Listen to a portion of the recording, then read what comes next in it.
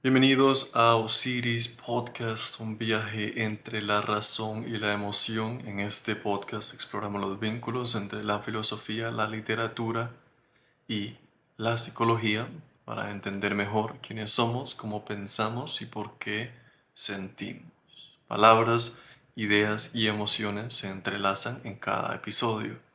El día de hoy vamos a hablar sobre morir sin miedo, morir sin haberte conocido. Eh, el- pues este es uno de los episodios pues más directos que pueden ser un poco difíciles de digerir. Quizás en episodios anteriores se ha hablado de la muerte y creo que es importante el entender puede suceder, que puede suceder pronto y puedes entenderla y entender en dónde nos encontramos es sumamente importante. Séneca pues habla sobre el tiempo como el recurso más robado. Jung habla sobre la vida no vivida y la pregunta que muchos hombres evitan hasta que es demasiado tarde, que es ¿estoy viviendo mi vida o la vida que se esperaba de mí?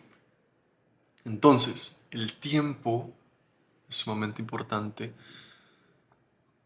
El tiempo no se recupera y la mayoría de las personas lo gastan siendo otro. Séneca abre sus cartas a Lucilio con una urgencia que no envejece. Dice, recógete en ti mismo todo el tiempo que puedas. Recógete. Él se refiere a, pues, de cierto modo, aislarse un poco y pasar tiempo con uno mismo. ¿Para qué? Para conocerse mejor. Para uno preguntarse qué es lo que quiero hacer. Y esto es muy subjetivo para cada individuo, porque somos seres muy complejos y nuestras experiencias son muy únicas. Entonces nuestras motivaciones van a ser muy únicas también. Y esa es la importancia de recogerse en ti mismo. Recógete en ti mismo todo el tiempo que puedas para reflexionar, para tener claro hacia dónde se quiere dirigir, qué quiere hacer con esto que le llamamos vida. Y pues Séneca no lo dice como consejo de bienestar, lo dice porque conocía la tendencia humana de posponer indefinidamente la vida real, posponer lo que es real, posponer lo que es importante.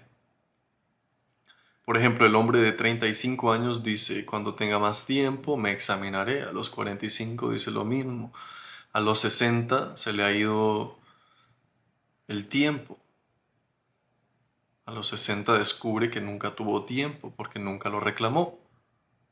Nunca decidió pasar tiempo consigo mismo porque estaba haciendo quizás cosas mundanas, pasando tiempo con amigos falsos,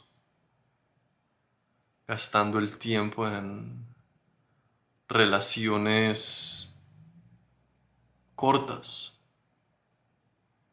jugando con el placer momentáneo.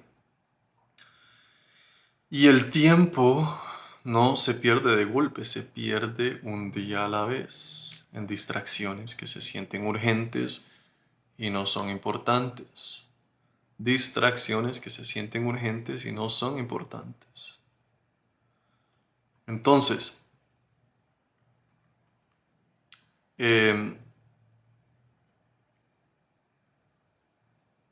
otra vez el tiempo no se recupera y la mayoría de las personas lo gastan siendo otro. Séneca dice, todo es ajeno, Lucilio, solo el tiempo es nuestro. Solo el tiempo es nuestro. Y yo creo que muchísimas personas se mueren sin haberse conocido, sin al menos preguntarse cuál es la vida que quiero vivir, qué es lo que quiero hacer, qué es lo que quiero conocer, cómo me quiero comportar, cuáles son los valores que quiero tener. El hombre que siempre estuvo ocupado. Vamos a usar un ejemplo concreto. Este es un padre de familia, 52 años, nunca tuve tiempo. Trabajó 25 años para darle a su familia lo que él no tuvo. Llegaba tarde, salía temprano, los fines de semana revisaba el correo, era un buen proveedor, en la casa no faltaba comida, pagaba la renta o compró casa. A los 52 su hijo mayor se va a vivir fuera, su hija ya no lo llama, su esposa y él coexisten, no hay como una intimidad profunda. Y él, solo por primera vez en décadas, no sabe quién es cuando no está trabajando. O sea que se ha identificado con el trabajo, como la mayoría de los hombres. Se identifican con el trabajo. El trabajo es el valor. Se identifican con el trabajo como el valor que les da como personas. Entonces, entre más trabajo, más lleno me siento, lo que no es verdad. Entonces, ¿qué es lo que esto revela? No es que haya hecho algo malo, es que nunca se preguntó si estaba viviendo su vida o ejecutando un rol. Entonces, la diferencia entre los dos no se siente de inmediato. Se siente cuando el rol ya no está y no queda nada detrás de él. El rol se va a ir. En algún momento uno no va a poder trabajar más, no va a poder trabajar tanto. Y quizás hay otras cosas, de verdad que hay otras cosas que son importantes en donde podemos poner nuestro tiempo, la familia, los amigos, nuestro desarrollo, hacer lo que verdaderamente queremos hacer. Entonces la vida no vivida, ese es un concepto de Carl Jung. Entonces, ¿qué es la vida no vivida? Es el conjunto de posibilidades, deseos, valores y caminos que un hombre no exploró. Posibilidades, deseos, valores y caminos que un hombre no exploró. Porque el miedo, la expectativa ajena o el automatismo lo llevaron por otro lado. Y esto no es nostalgia, es peso.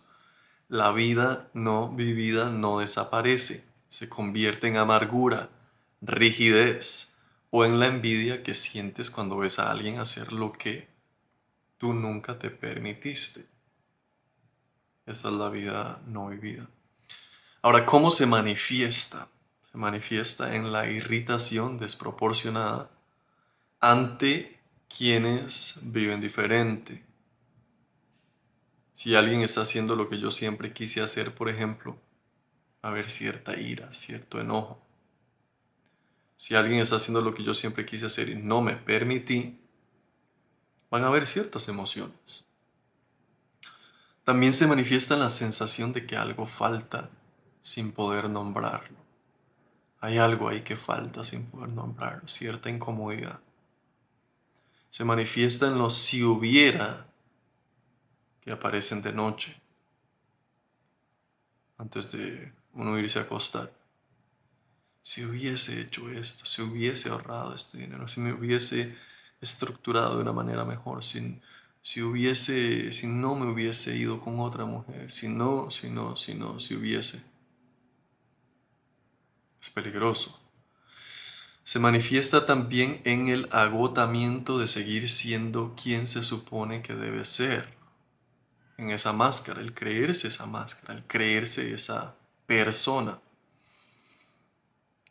Se manifiesta en la dificultad de imaginar tu propia vida en tus propios términos. La dificultad de imaginar tu propia vida en tus propios términos.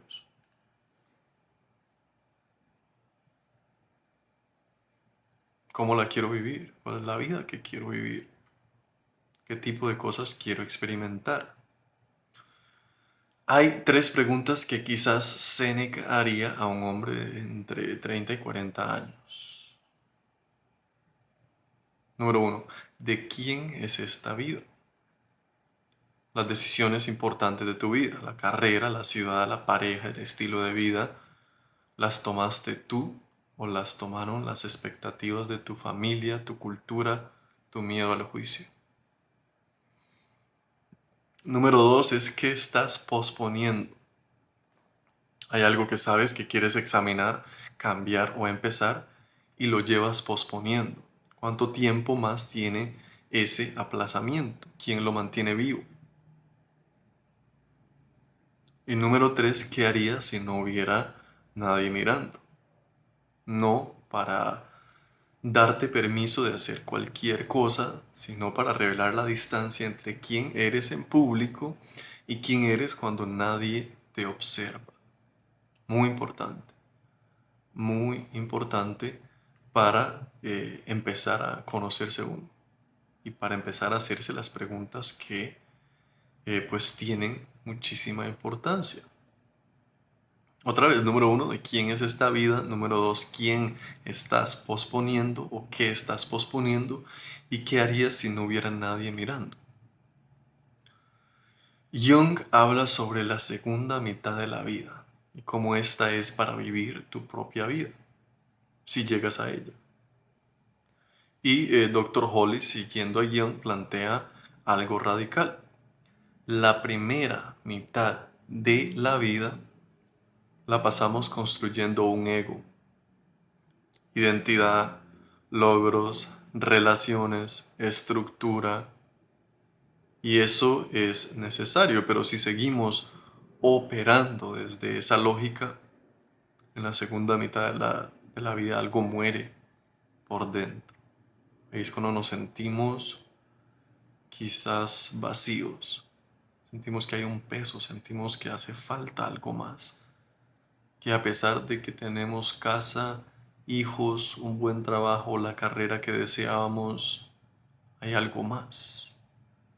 Hay algo más allá adentro. Entonces la segunda mitad, que puede empezar a los 35 años, no a los 50, es el momento de preguntar no qué puedo conseguir, ¿verdad? No qué puedo conseguir, sino qué significa todo esto para mí. ¿Qué significa el trabajo? ¿Qué significa estas casas que tengo, esto material? Es el momento de pasar de la ambición externa a la profundidad interna. El hombre que no hace esa transición llega a los 60 años sintiéndose vacío, sin saber por qué, sin entender por qué. Entonces, el ejemplo concreto es del hombre que se despertó a tiempo. Marcos tiene 37 años eh, y pues está pasando por cierta crisis de sentido en el pico de su carrera. Él tenía todo lo que se supone que debías tener, ¿verdad? Un buen salario, título impresionante, apartamento propio con vista al mar. Una mañana se despertó sin poder encontrar ninguna razón para levantarse y no era depresión clínica, era la pregunta que había postergado. ¿Esto es lo que yo quería o lo que se suponía que tenía que querer? ¿Esto es lo que yo quería o lo que se suponía que tenía que querer? Y pues lo que esto revela es, en lugar de meditar la pregunta o ignorarla, Marcos la tomó en serio. Empezó a leer, a escribir, a tener conversaciones que nunca había tenido, y 2 años después su vida exterior no cambió dramáticamente, pero sí, él, él sí cambió. Y ahora vive la misma vida, pero desde adentro, tomando sus propias decisiones, haciendo lo que él quiere hacer, no lo que la sociedad le ha dicho que tiene que hacer. Entonces, reclamar el tiempo antes de que se agote. ¿Cuál es la práctica? Número uno, puedes hacer un inventario honesto, ¿verdad? En qué gastas el tiempo que tienes, no el que deberías tener, el que ya tienes. ¿Qué parte de ese tiempo es tuyo y qué parte la llevas consumiendo sin elegirlo? Por ejemplo, el scrollear por 4 horas. Número dos es identifica tu vida no vivida. ¿Hay algo que deseas explorar, vivir o cambiar que llevas años postergando? Nómbralo, escríbelo, no para actuar de inmediato, sino para saber que existe, para saber que está ahí, para hacerlo consciente. Número 3 es lee la carta 1 de Séneca esta semana. Cartas de un estoico. Se pueden comprar ese libro, está increíble. Y leerlo desde una manera objetiva. Entender profundamente a qué se refiere Séneca. Léela completa, no un resumen de la carta, es corta. Y si la lees con honestidad, pues va a haber algo en ti que te va a mover. Número 4, pregúntate una vez al día, ¿lo que estoy haciendo ahora lo elegí yo o lo eligió alguien más? No como juicio, sino como brújula. Séneca dice que no es que tengamos poco tiempo, es que perdemos mucho. La vida es suficientemente larga si se sabe usar, si usamos el tiempo de la mejor manera. Entonces, la pregunta no es cuánto tiempo tienes, es si el tiempo que tienes es tuyo. Por ejemplo, morir sin haberte conocido no es un accidente, es una elección que se hace día a día. Siempre hay oportunidad para conocerse a uno mismo, para ir a profundidad en qué es lo que uno quiere. Entonces, la tarea esta semana es escribe en papel 3 cosas que quieres antes de morir. No lo que se espera que quieras, no lo que, sino lo que tú en privado genuinamente deseas. No las compartas, solo escríbelo. ¿Qué es lo que verdaderamente quieres hacer? Quizás es un viaje, quizás es cambiar de carrera, quizás es abrir tu propio negocio, expandir tus ideas. Escríbelo. Empieza a darte más claridad en qué es lo que quieres, porque de esa manera es más fácil, es mucho más fácil el empezar a actuar. Entonces, este ha sido todo por hoy en este episodio. Gracias por escuchar. Si piensan que a alguien les puede ayudar este tipo de información, compartan. Se los voy a agradecer muchísimo y nos vemos en el próximo episodio.